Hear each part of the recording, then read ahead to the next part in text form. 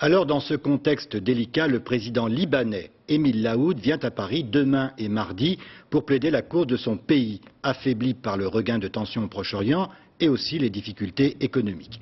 Un an après le retrait des troupes israéliennes du Sud-Liban, la situation est loin d'être normalisée dans cette région. Maryse Burgot, Jean-François Renaud. On lui prête l'aura et le charisme des grands vainqueurs. Hassan Nasrallah dirige le Hezbollah, parti islamiste libanais.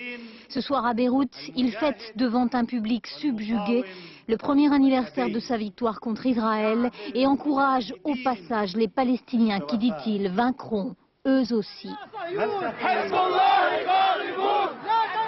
À 2 heures de route de là, au sud-Liban, à la frontière avec l'État hébreu, les activistes du parti fêtent aussi l'événement et les slogans contre le voisin vaincu sont les mêmes.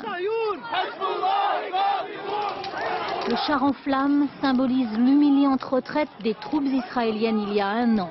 Depuis, la région s'est teintée de jaune, la couleur de ceux qui ont résisté à l'occupant.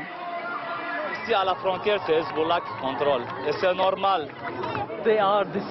Ils sont le symbole de la liberté, le symbole de notre combat. Mais derrière la liesse organisée, il y a l'autre visage du Sud-Liban. Une région aujourd'hui sinistrée et qui se dépeuple. Un an après le départ des Israéliens, le village chrétien de Kleya a perdu la moitié de ses habitants. Cette famille compte 2 hommes en prison pour collaboration avec l'occupant et il n'y a plus aucun revenu depuis qu'il n'est plus possible de commercer avec le riche voisin hébreu.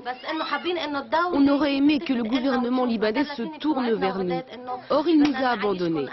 Ça fait 1 an qu'on nous promet que la situation va s'améliorer, mais on n'a encore rien vu.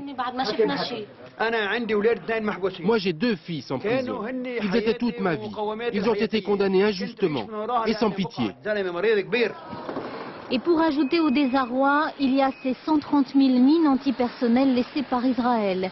Il faudra au moins 4 ans à ces casques bleus pour en venir à bout.